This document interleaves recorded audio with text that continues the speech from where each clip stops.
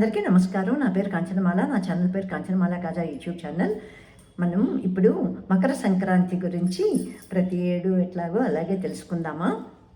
మకర సంక్రాంతి సూర్యుడు మకర రాశిలో ప్రవేశించినప్పుడు చేసుకునే పండుగే మకర సంక్రాంతి. ఈ సంక్రాంతి పండుగ గురించి మనం చిన్నప్పుడు అంతా చదువుకున్నాము, మనకి టీచర్లు చెప్పేవారు. అది ఇప్పుడు మనం తెలుసుకుందాము. సూర్యుడు మకర రాశిలోకి ప్రవేశించే కాలమే మకర సంక్రమణం.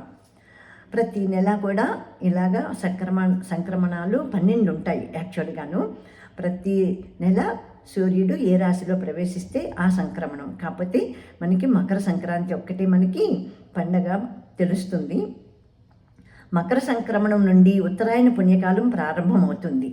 ఉత్తరాయణ పుణ్యకాలం ఆ తర్వాత కుంభ, మీన, మేష, వృషభ, మిథున రాశుల్లో కొనసాగినంత కాలము ఉత్తరాయణము అంటే సూర్యుడు అన్నమాట. శారీరక పరిశ్రమకు, పూజలకు, సాధనలకు, కృషికి అనువైన ఆవశ్యకత ఉన్న కాలము ఉత్తరాయణం. ఈ ఉత్తరాయణం అన్నిటికీ అనువుగా ఉంటుంది. ఎందుకంటే మనకి చలి ఉండదు కదా, అన్ని విధాలుగా బాగుంటుంది మనకి వాతావరణం. కర్కాటక రాశిలోకి సూర్యుడు ప్రవేశించిన దగ్గర నుంచి మొదలై ఆ తర్వాత సింహ, కన్య, తుల, వృశ్చిక, ధనురాశుల్లో కొనసాగినంత కాలము ఈ సూర్యుడి ఆగమనం అన్నమాట. ఇది ఉన్నప్పుడు సూర్యుడు ఏ రాశిలో ఉంటే ఎలా ఉంటుంది అన్నదానికి చెప్తున్నారనమాట. ఈ రాశుల్లో కొనసాగినంత కాలము దక్షిణాయనము. మానసికమైన అర్చనకు, ధ్యానానికి, యోగానికి, దీక్షలకు, బ్రహ్మచర్యానికి, నియమనిష్టలకు అనువైన ఆవశ్యకత ఉన్న కాలం దక్షిణాయనం. 6 నెలలు ఉత్తరాయణం, 6 నెలలు దక్షిణాయనం. సాధారణంగా ఇది జరిగేది మనకి జూలైలోనేమో దక్షిణాయనం మొదలవుతుంది. ఇప్పుడు ఉత్తరాయణం మొదలవుతుంది అనమాట. ఈ సంక్రాంతి నుంచి 6 నెలలు ఉత్తరాయణం, 6 నెలలు దక్షిణాయనం. 12 నెలల సంవత్సర కాలంలో 6 నెలలు దక్షిణాయనము. ఇప్పుడు నేను చెప్పిందేను ఇది. ఇప్పుడు నేను ఇది వికీపీడియాలో చూసి నేను ఆసక్తితోటి ఇట్లాగా తెలియచేసుకుంటున్నాను అనమాట. నా ఛానల్లో పెట్టుకుంటున్నాను. 12 నెలల సంవత్సర కాలంలో 6 నెలల దక్షిణాయనము దేవతలకు ఒక రాత్రి, 6 నెలల ఉత్తరాయణ కాలం దేవతలకు ఒక పగలు. దేవతలకు ఒక రాత్రి, ఒక పగలు. ఈ ఏడాది పాటు మనకన్నమాట. కనుక దేవతలు మేలుకునే కాలము ఉత్తరాయణ పుణ్యకాలం. కనుకనే ఉత్తరాయణం వరకు ఎదురుచూసి ఉత్తరాయణం ప్రవేశించిన తర్వాతనే భీష్మాచార్యుల వారు మహానుభావులు తను చాలించారు. ఇప్పుడు మనకి మకర సంక్రాంతి ఈసారి 15 వచ్చింది కదా.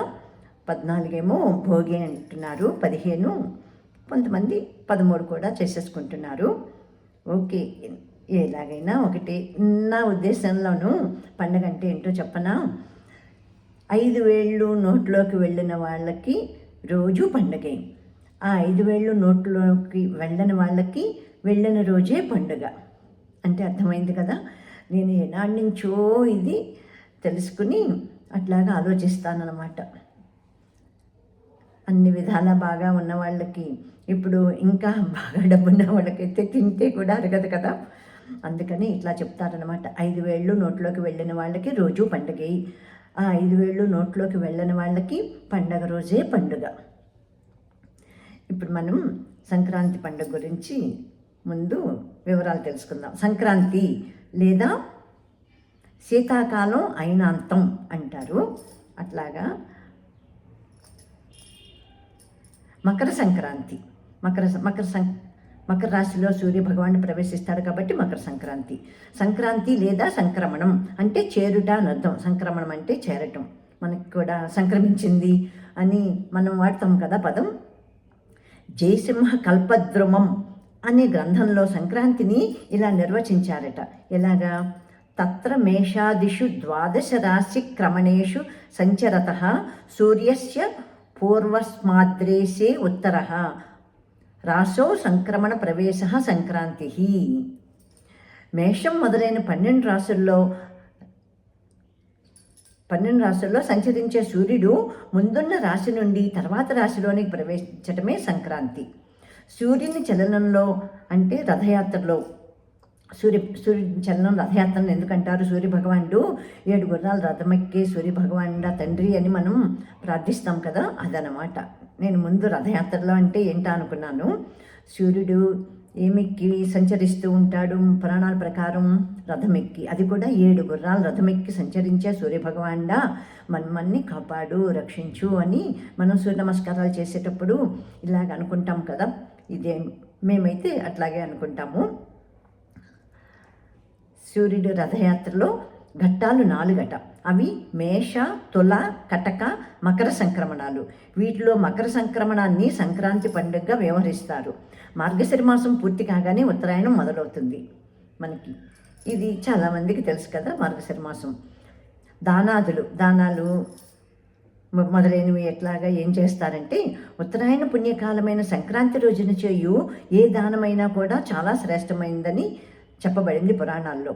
ధాన్యం, ఫలాలు, విసనకర్ర, వస్త్రం, కాయగూరలు, దుంపలు, నువ్వులు, చెరకు మొదలైనవి దానం చేస్తారు. ఇవి గాక ఈ కాలమందు చేయు గోదానం వలన స్వర్గవాసం కలుగుతుందని విశ్వసిస్తారు ప్రజలందరూ. ఇది మకర సంక్రాంతి రోజు మాట. తర్వాత ముందు దాని మాట చెప్పారు. మామూలుగా అయితే భోగి ముందు రోజు కదా. ఇప్పుడు భోగి రోజు గురించి, భోగి మంటలు, భోగి గురించి తెలుసుకుందాము. భోగి పండుగ. ఈ భోగి పండుగ సాధారణంగా జనవరి 13ని, నాకు తెలిసి లీప్ ఇయర్ అయితే కనుక జనవరి 14ని వస్తుందని నాకు తెలుసు. సాధారణంగా వచ్చేది జనవరి 13. ఈ రోజున అంటే భోగి రోజున ఉదయం తెల్లవారక ముందే, అంటే 3:30 తెల్లవారుజామున 4 మధ్యలో అందరూ లేచి భోగి మంటలు వెలిగిస్తారు. దీన్ని సంవత్సరంలో ఆ కాలంలో ఉండే చలి పారద్రోలటానికే కాక ఇంకో సందర్భంగా కూడా జరుపుకుంటారు. ఏంటి ఆ సందర్భం? ఇంట్లో ఉండే పాత చీపుర్లు, తట్టలు, విరిగిపోయిన బుట్టలు, బల్లలు, కుర్చీలు, పాత సామాన్లు అనమాట, వగేరాలన్నింటినీ వదిలించుకుని కొత్త వాటితో నిత్యనూతన జీవితం ఆరంభించడానికి గుర్తుగా కూడా ఈ రోజున భోగి మంటలు వెలిగిస్తారు. మా ఊరిలో మా చిన్నప్పుడు కూడా, మా ఊరింటి మాది, నేను పుట్టింది పశ్చిమ గోదావరి జిల్లా నరసాపురం తాలూకా మొగల్తూరులోను నేను పుట్టాను. తర్వాత కొన్నాళ్ళు పెద్దదాన్ని అయ్యే కొద్దీని 8 ఏళ్ల నుంచి 12 ఏళ్ల వరకు గునుపూడి, భీమవరం దగ్గర ఉన్న గునుపూడి పంచారామ క్షేత్రాల్లో ఒకటైన సోమేశ్వర ఆలయం పక్కనున్న మా అమ్మమ్మ గారింట్లో, మా అమ్మమ్మ తాతయ్య గారింట్లో అక్కడ పెరిగాను. ఆ తర్వాత మళ్ళీ నేను మొగల్తూరులో పెరిగాను. కాకపోతే పెద్ద అయ్యాక నేను ఉన్నది ఎక్కువ మొగల్తూరులోనే కాబట్టి ఈ మొగల్తూరులోవి నాకు అన్నీ బాగా గుర్తు. ఈ రోజున కొత్త వాటితో నిత్యనూతనంగా ఆరంభించటం అంటే భోగి మంటల్లో మేము ఏం వేసేవాళ్ళము, ఎక్కువ మగపిల్లలే ఎక్కడికైనా ఎవరింట్లో అయినా సరే ఉన్నది కూడాను తీసుకొచ్చేసి వేసేసేవారు. ఇప్పుడు మా మొగల్తూరులో అయితే మా గుమ్మంలోనే, మాది మెయిన్ రోడ్ దగ్గరే, మెయిన్ రోడ్కి ఫస్ట్ హౌసేనమాట మాది. ఇప్పుడు కూడా అయింది, పాత పడిపోయింది, కాకపోతేను భూత్ బంగళాలాగా అయిపోయింది. అక్కడ సెంటర్లోను ముత్యాలమ్మ, సరిగ్గా సెంటర్ అనమాట మాది. అట్లాగా లోపల సందులోకి వెళ్తే మేము హై స్కూల్కి వెళ్ళే దారి ఉండేది, గురుగారు సందు అని అనేవాళ్ళం. ఆ తర్వాత ముత్యాలమ్మ గుడి, తాటాకు పాకతోటి ఇట్లాగా ట్రయాంగిల్ షేప్లో ఉండేదన్నమాట ముత్యాలమ్మ. మా గ్రామ దేవత ముత్యాలమ్మ గుడి. ముత్యాలమ్మ గుడి దగ్గరే వేస్తారనమాట. మెయిన్ రోడ్లో మా చిన్నప్పుడు అలాగే వేసేవారు భోగిమంట. ఆ తర్వాత మళ్ళాను ఆర్టీసీ బస్సు రావటానికి అది ఇబ్బంది అవుతుందని కాబోలు మార్చేశారు. మా వీధిలోనే మా ఇంటి తర్వాత ఉన్న అప్పారావు గారి ఇంట్లోనూ వేసేవారనమాట. ఇంటి పేరేమో కారుమూరి అప్పారావు గారు అనుకుంటా. మా ఇల్లు తర్వాత 5-6 ఇళ్ళు తర్వాత ఉండేది వాళ్ళ ఇల్లు. కారుమూరి అప్పారావు బాబాయ్ గారి ఇంటికి వెళ్ళి వేయటమని, మళ్ళీ వాళ్ళ ఇంట్లోనే ఉండేది. అప్పారావు మావయ్య, బాబయ్య అని వరుసలు పెట్టుకుని పిలుచుకోవటమే. అప్పుడు వారింటికి వెళ్ళి ఆవు పేడ తెచ్చుకోవటం, గొబ్బెమ్మలకి. ఈ భోగిమంట కూడా వాళ్ళది చాలా పెద్ద ముంగిలి ముందు, అది బాగా గుర్తుంది. ఏనాడైందో ఏమో అసలు, అక్కడికి వెళ్ళి కూడా నేను అస్సలు గుర్తే లేదు. ఇప్పుడు ఎవరున్నారో ఏమోను. అక్కడికి వెళ్ళి భోగిమంట వేసేవారు వారు. అక్కడికి వెళ్ళి మేము దండలు వేసేవాళ్ళం అన్నమాట. ఇదంతా కూడాను చిన్నప్పుడే, అంతే, పెద్ద అయ్యాక ఉండదు. అది భోగి మంట అంటే నాకు అది నేను ఇప్పుడు మా ఊర్లో మొగల్తూరులో అదంతా గుర్తొచ్చింది. ఎవరికైనా అంతే కదా, మన ఊరు పుట్టి పెరిగిన ఊరు, మన చిన్నప్పుడు జరిగినయే కదా ఈ పండగలన్నీ, భోగి మంటలు ఇవన్నీ ఎక్కువ చిన్నప్పుడు జరిగేవి కాబట్టి నాకు ఇలాగనే అందరికీ గుర్తొస్తాయని అనుకుంటున్నాను కదా. తర్వాత సాయంత్రం పూట చాలా ఇళ్లల్లో స్త్రీలు చిన్న పిల్లలు బొమ్మల కొలువును ఏర్పాటు చేస్తారు. దీనిలో పిల్లలు తమ దగ్గర ఉన్న వివిధ రకాల ఆట వస్తువుల్ని ప్రదర్శనగా ఉంచి ఆనందిస్తారు. ఇది బొమ్మల కొలువు ఇంకొక మాట కూడా చెప్తారు, వారిలోని కళాత్మకత స్కిల్స్ అన్నీ బయటకు వస్తాయన్నమాట. ఒక ఆర్డర్లో ఏమన్నా పెట్టాలంటే ఒక పార్కు, ఒకసారి ఆ మొగల్తూరు ఇప్పుడు భూత్ బంగ్లాలా ఉన్న ఇంట్లోని మా పెద్దన్నయ్య ఆధ్వర్యంలోనూ, నేను అప్పుడు 7th క్లాస్ చదువుతున్నాను, నేను 7th నుంచి అసలు మొగల్తూరులో చదువుకున్నాను, హై స్కూల్ నుంచేను. 8th క్లాస్లోనూ మా పెద్దన్నయ్య, ఇప్పుడు మా పెద్దన్నయ్యకి 81 years, ఇప్పుడు హైదరాబాద్లో ఇక్కడేను వాళ్ళ అబ్బాయి గారి ఇంట్లో ఉంటున్నాడు. మా పెద్దన్నయ్యే బాగా మమ్మల్ని మా అందరి చేత పెట్టించటం, మెయిన్ తని థీమ్ అది పెట్టడం లేలాగా బాగా గుర్తులేదు కానీ ఉంది. మాకు చాలా బొమ్మలు ఉండేవి, అవన్నీ ఎలాగా ఏర్పడ్డాయో ఏమో తెలియదు కానీ బొమ్మల కొలువు ఒక్కసారే గుర్తంతే, పెట్టడం బాగా గుర్తుంది. అలా బొమ్మల కొలువు పెట్టాము. సాయంత్రం పూట చాలా ఇళ్లల్లో స్త్రీలు చిన్నపిల్లలు బొమ్మల కొలువును ఏర్పాటు చేస్తారు. దీనిలో పిల్లలు తమ దగ్గర ఉన్న వివిధ రకాల ఆట వస్తువులను ప్రదర్శనగా ఉంచి ఆనందిస్తారు. ఇంకొంతమంది భోగిపళ్ళ పేరెంట్ను ఏర్పాటు చేస్తారు. చిన్నపిల్లలు ఉన్న ఇళ్లల్లో అందరికీ కూడాను, పైగా అక్కడ పల్లెటూళ్ళల్లో అంటే ఉమ్మడి కుటుంబాలే కదా, ఇంకా ఉంటూనే ఉంటారనమాట మనవల దాకా కూడాను. ప్రతి ఏడు జరుగుతూనే ఉంటుంది భోగిపళ్ళు. ఇంకొంతమంది భోగిపళ్ళ పేరెంట్ ఏర్పాటు చేస్తారు. ఇక్కడ పేరెంట్ వాళ్ళు బంధువులు అందరూ సమావేశమయ్యి రేగుపళ్ళు, నానబెట్టిన శనగలు, బంతిపూల రెక్కలంటే చెరుగ్గడ ముక్కలు, కొన్ని నాణాలని, కొత్త బట్టలు వేసుకున్న పిల్లల మీద ఆశీర్వాద సూచకంగా గుమ్మరించి దిష్టి తొలగిస్తారు. 3 సార్లు తిప్పుతారనమాట. గుమ్మరించి అని వచ్చింది వాడు కాదు, ఇట్లాగా 3 సార్లు క్లాక్ వైజ్, మళ్ళీ యాంటీ క్లాక్ వైజ్. మా ఇంట్లో చేసేది ఇది, ఇలా గుప్పెడితో పట్టుకుంటాము, ఇవన్నీ కలిపి అప్పుడు ఇట్లా నెత్తి మీద నుంచి పోస్తామన్నమాట. ఇదంతా కూడా నేను ఒక వీడియో పెట్టాను. దానివల్ల ఏంటి లాభాలన్నది, పూల లెక్కల్లో ఏమున్నది, రేగుపండుని ఏమంటారు, బదిరీపలం అంటారని. ఓకే, ఇప్పుడు మళ్ళీ అక్కడికి వెళ్ళిపోతున్నాను. ఇక్కడ పేరెంట్ వాళ్ళు బంధువులు అందరూ వచ్చి రేగుపళ్ళు, శనగలు, బంతిపూల రేకలు విడదీసి కలిపేసి చెరుగ్గడ్లు, కొన్ని నాణాలను పిల్లల మీద పోసి దిష్టి తొలగిస్తారు. ఈ పేరెంటానికి వచ్చిన వారికి తాంబూలం ఇవ్వటం, పసుపు బొట్టు. అప్పట్లో అయితే కాళ్ళకి పసుపు రాసేవారు అనమాట. ఇప్పట్లాగాను ఇట్లాగా తీసి మంగళసూత్రాలకు పెట్టుకోవటం అది లేదు, అస్సలు లేదు. మొత్తం అందరికీ కాళ్ళకి 2 కాళ్ళకి పసుపు రాయటమే, అంతే మాకు ఉన్నది ఆ సాంప్రదాయమే. పసుపు కుంకాలు పెట్టడం అని కూడా ఇచ్చారు ఇక్కడ. తర్వాత ఏదైనా గిఫ్ట్ పంచి పెట్టుకోవటం అన్నది కూడా లేదు. ఆ తర్వాత ఏమన్నా వచ్చిందేమో కానీ మాకైతే లేదు. నేను మా పిల్లలు పోసినప్పుడు కూడా నేనేమీ లేదు. అంటే మా అమ్మాయి ఏమో 75లో పుట్టింది, మా అబ్బాయి 79లో పుట్టాడు.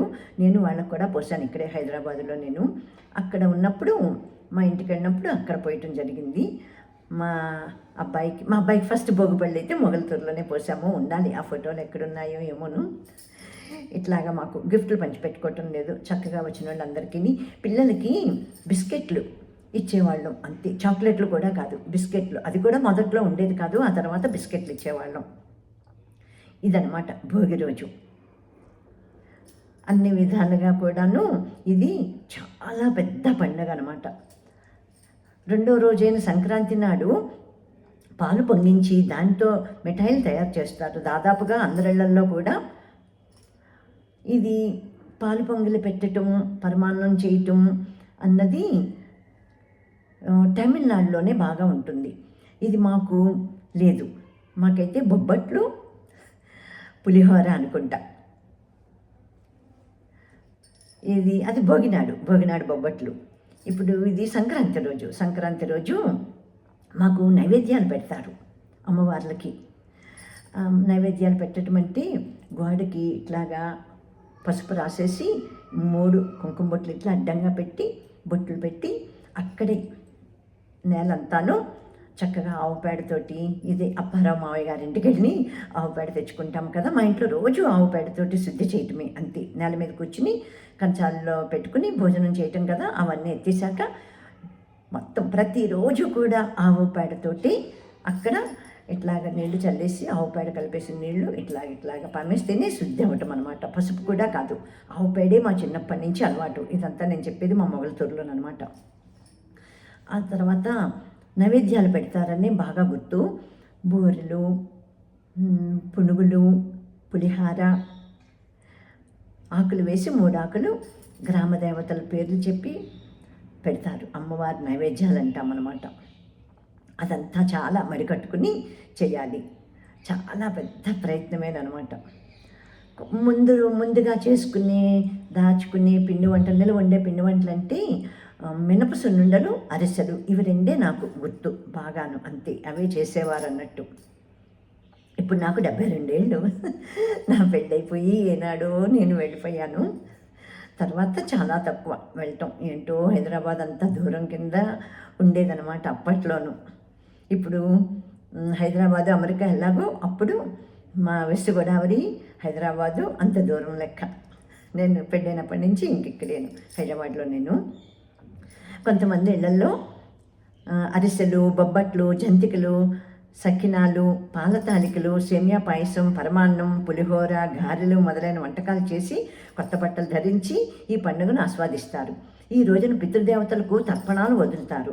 ప్రతి సంక్రమణానికి పితృతర్పణాలు ఇవ్వాలి, కానీ మిగిలిన 11 సంక్రమణాలకు ఇవ్వకపోయినా కూడా ఈ మకర సంక్రమణానికి మాత్రం తప్పకుండా పితృతర్పణాలు ఇస్తారు. సంక్రాంతి రోజుల్లో మనము చూసే ఇంకో సుందర దృశ్యం ఏంటంటే గంగిరెద్దులను ఆడించటం. గంగిరెద్దులను ఆడించే గంగిరెద్దుల వారు చక్కగా అలంకరించిన గంగిరెద్దుల్ని ఇంటింటికి తిప్పుతూ డోలు, సన్నాయి రాగాలకు అనుగుణంగా వాటి చేత చేయించే నృత్యాలు చూడటానికి కడు రమణీయంగా ఉంటాయి. ఆ గంగిరెద్దులు మనం ఇచ్చే కానుకలను స్వీకరిస్తున్నట్లుగా తలలు ఇట్లా ఊపుతూ ధన్యవాదాలు తెలుపుతున్నట్లు మోకాళ్ళ మీద వంగటం, ఇటువంటి విద్యలన్నీ వాటికి నేర్పిస్తారు. అవన్నీ మన ఇంటి గుమ్మంలోకి వచ్చినప్పుడు ప్రతిరోజు కూడా వచ్చేవన్నమాట. గంగిరెద్దు మేళం అంటాము. అప్పుడు వాటితోటి అయ్యగారికి దండం పెట్టు, అమ్మగారికి దండం పెట్టు అంటూ గంగిరెద్దుల వాళ్ళు సందడి చేస్తారు. కొత్త ధాన్యం వచ్చిన సంతోషంతో మనం వారికి ధాన్యం ఇస్తాం అన్నట్లు. నేను అసలు సంగతి చెప్పలేదు. మా నాన్నగారు రైతు, అంత కౌలు కూడా ఇవ్వలేదు, సొంత వ్యవసాయమేనమాట. నేను ఒక రైతు గారి కూతుర్ని.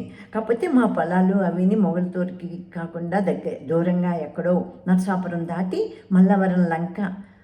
మల్లవరం అనేవారు. మల్లవరం లంక అనుకుంటా, మల్లవరంలో ఉండేవి. మేము ఎప్పుడు మా పొలం చూడలేదు. మా నాన్న, మా 3 అన్నయ్య, అంతే. 3 అన్నయ్య ఇప్పుడు కూడా అక్కడే ఉన్నాడు. మా 3 అన్నయ్య పేరు గ్రంథి ఆదినారాయణరావు. మా 3 అన్నయ్య మా నాన్నగారే, అంతే. తర్వాత మా పెద్దన్నయ్య జాబు, మా చిన్నన్నయ్య జాబేను. వాళ్ళిద్దరికీ కూడాను తెలీదు. మాకు ఎక్కడో దూరంగా ఉండటం మూలంగా అప్పట్లో ఆడవాళ్ళని తీసుకుని వెళ్ళి పొలాలు చూపించడం అది ఏమీ ఉండేది కాదు. ఎప్పుడు ఎవ్వరం కూడా మేము వెళ్ళలేదు ఆడవాళ్ళం. కానీ అక్కడి నుంచి పొలం గట్టునున్నాయి కొబ్బరి బొండాలు గట్టు మీద వేస్తారట. కొబ్బరి చెట్లు, తాటి చెట్లు, తాటికాయలు, ముంజికాయలు వచ్చేవి, తాటి ముంజలు. తర్వాత ఆ తాటికాయలు పండిపోతేనే తాటిపండు. ఆ తాటిపండ్లు వచ్చే కాలం ఆషాఢ మాసంలో వచ్చేవి. అవి తాటి అప్పాలు, తాటి రొట్టె కూడా చేసేవారు. అది గుంజు, తాటిపండు నుంచి గుంజు తీయటానికి ఒక నిచ్చెనలాగా ఉండేది, ఇనపదొకటి, అలా తీసేవారు. ఇవన్నీ బాగా ఎక్కువ. మాది చాలా పెద్ద ఫ్యామిలీ. మేము 12 మంది, 6 అక్క చెల్లెలు, 6 అన్నదమ్ములు. ఎందుకంటే మా అమ్మగారు నా 5 అయ్యేప్పుడే స్వర్గస్థులైపోయారు. మళ్ళీ మా నాన్నగారు పెళ్లి చేసుకోవటం. ఇప్పుడు మేము 7, తర్వాత అమ్మకి 5, మొత్తం మేము 12 మంది. సరిగ్గా 6 అక్క చెల్లెలు, 6 అన్నదమ్ములు, 12 మంది అనమాట. అందుకని అన్నీ బాగా ఇంట్లో చేసుకోవటమే. మా నాయనమ్మ, మా మామ, నాయనమ్మ అంటే మా అమ్మనే అలవాటు మాకు. అట్లాగా చాలా ఓపికగాను అన్నీ చేసేవారు.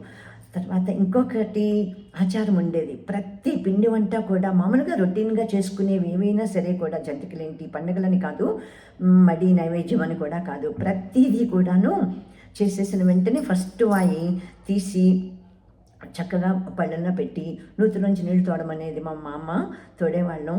దొడ్లో ఉన్న మందార చెట్టు ఆకు కోసేసి ఆ నూతిలో నీళ్లు బకెట్లోంచి ఆ నీళ్లు తీసుకుని మేమే ముట్టుకోకూడదు. మళ్ళాను ముందు ఆ చేసిన మొదటి వాయి మీద పకోడీలైనా సరే, జంతికలైనా సరే రొటీన్గా పిల్లలకి చేసి పెడతారు కదా, మరి సాయంత్రం అవి కూడాను నైవేద్యం పెట్టేశాకనే అప్పుడు మాకు పెట్టేవారు. అంత శ్రద్ధగా చేసేసేవారు అనమాట పూర్వకాలం. చాలా ఎక్కువ అదంతా ఉండేది. ఇప్పుడు అన్నీ ఎన్ని గుర్తొస్తున్నాయో నాకు. ఇంకా చాలా చాలా ఉండేవి మా ఇంట్లో, మడి ఆచారం పద్ధతులు అన్నీ కూడాను. ఇప్పుడు చదువుతుంటే ఎన్నో గుర్తొస్తున్నాయి. ఇది గంగిరెద్దుల దగ్గర ఉన్నాను కదా నేను. గంగిరెద్దుని తీసుకొచ్చి మాకు కూడాను అలాగే ఆడించేవారు. దుప్పట్లు, పాత పడిపోయిన బంతులు అవి కూడా ఇచ్చేవాళ్ళం. ఆ తర్వాత హరిలో రంగా హరి అంటూ నడినెత్తిపై నుంచి నాసిక దాకా, ఇది హరిదాసు అనమాట. గంగిరెద్దుల వాళ్ళు వచ్చి సందడి చేస్తారు. కొత్త ధాన్యం వచ్చిన సంతోషంతో మనం వారికి ధాన్యం ఇస్తాం. మా ఇంట్లో కూడా అంతే, ధాన్యమే. ఆఖరికి చాకలాయనికి కూడా ఏకంగా ఏడాదికి ఇన్ని బస్తాలని ఉంటుందన్నమాట. డబ్బులు కూడా కాదు. అప్పట్లో అలాగే ధాన్యం తీసుకుని వెళ్ళిపోయి వాళ్ళు ఆడించుకునేవారు అనమాట. మా ఇంట్లో మొత్తం అదే. ఎందుకంటే మా నాన్నగారు రైతు, మెయిన్ అదే. ఇంకా అసలు మాకు పొలం ఆదాయం అంతా అదే. ఇంకా వేరే బిజినెస్సే లేదు మా నాన్నకి. హరిలో రంగా హరి అంటూ నడినెత్తిపై నుంచి, ఇదంతా హరిదాసుల గారి గురించి. హరిలో రంగా హరి అంటూ నడినెత్తిపై నుంచి నాసిక దాకా తిరుమణి పట్టెలతో కంచు గజ్జలు గల్లు గల్లు మనగా చిన్నలు తొక్కుతూ చేతుల్లో చిరుతలు కొడుతూ కోడిగుడ్డు లాంటి బోడి తలపై రాగి అక్షయ పాత్ర కదలకుండా హరిదాసు గారు ప్రత్యక్షమవుతారు. ప్రతి ఇంటి ముందుకి వచ్చి అట్లాగా మేము వేసేవాళ్ళం అనమాట.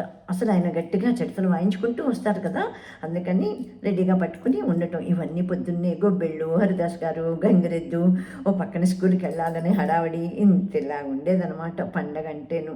చాలా.